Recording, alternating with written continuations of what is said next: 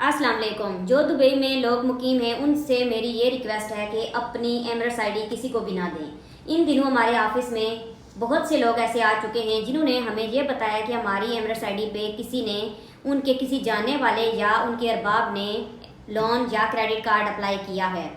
मैं आपको बताती हूँ इनके स्कैम करने का तरीका क्या है। ये आपको कहते हैं कि आप हमें अपनी एमरेट्स आईडी दें, हमने ड्राइविंग फाइल ओपन करके देनी है। 3-4 दिनों के लिए अपने पास आईडी रख के उस पर loan and credit card apply कर लेते हैं। 4 मंथ बाद उनको पता चलता है कि उनकी एमरेट्स आईडी पे किसी ने credit card and loan apply किया हुआ है, उस पर इंटरेस्ट भी हुआ है और वो एयरपोर्ट लीव नहीं कर सकते। इवन उनका कैरियर ख़त्म हो जाता है, हत्ता कि वो दुबई भी लीव नहीं कर सकते। इसलिए मैं आपको अगेन रिक्वेस्ट कर रही हूँ कि अपनी एमरेट्स आईडी 1 घंटे के लिए भी किसी को ना दें। इस स्कैम से बचें क्योंकि दुबई में सबसे ज़्यादा ये स्कैम हो रहा है। जब भी कभी आप आज़ाद वीज़ा, फ्रीलांस वीज़ा या पार्टनर वीज़ा बाय करने लगते हैं तो कोशिश किया करें जिस भी एजेंट या एजेंसी से आप वो वीज़ा बाय कर रहे हैं उसका लाइसेंस, उसका इमिग्रेशन परमिट या उसका बैंक अकाउंट जैसी डिटेल्स अपने पास पहले से ही रखें। कंफर्म करें कि आइदर ये ऑथेंटिकेटेड है या नहीं है। इस तरह की चीज़ें, छोटी छोटी चीज़ें बहुत मदद करती हैं आपको स्कैम से बचने के लिए।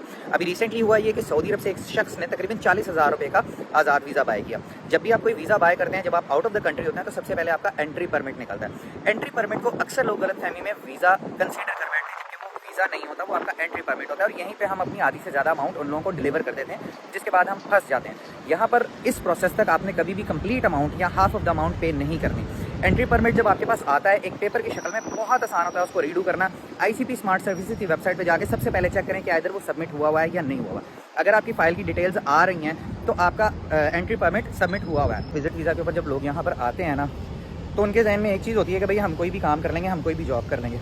और ज़्यादातर लोग, जो मैंने देखा है, ज़ाती एक्सपीरियंस है मेरा, वो जो क्रेडिट कार्ड सेलिंग कंपनीज होती हैं ना, उसके अंदर जॉब करते हैं। अब वो करती हैं कि आपसे 10 दिन, 15 दिन, 1 महीना काम करवाएंगी, आपको रोड्स पे घुमाएंगी, आप क्लाइंट्स ढूंढेंगे, आप लोग थोड़े से खुश हो जाएंगे, आप लोगों को लग रहा होगा कि जी जॉब लग गई हुई है, लेकिन ऐसा नहीं होता। At the end of the day 2 months का टेन्योर आपका पूरा करवा के आपको वेस्ट कर दिया जाता है। आप कहीं इधर उधर जॉब नहीं ढूंढते, जिस वजह से आपके साथ ये एक स्कैम की शक्ल इख्तियार कर जाती है और आपको जॉब भी नहीं मिलती। और बाद में बहुत सारे लोग दुबई को बुरा भला कहना शुरू कर देते हैं कि जी हमारे साथ तो फ्रॉड हो गया, दुबई के अंदर जॉब्स नहीं है, जबकि वो अपनी नीश के अंदर जॉब ढूंढते ही नहीं है। वो एक्चुअल रिसर्च करके ही नहीं आते कि हमने कहाँ पे जॉब तलाश करनी है। हम आसानी से वीज़ा लेना चाहते हैं। देखें, जहाँ इतनी दूर आप स्ट्रगल करके आए हैं, विजिट वीज़ा लेकर यहाँ पर आ रहे हैं अपनी फैमिली से दूर, सो मेक श्योर करें कि आप अपनी नीश के अंदर जॉब तलाश करने की कोशिश करें।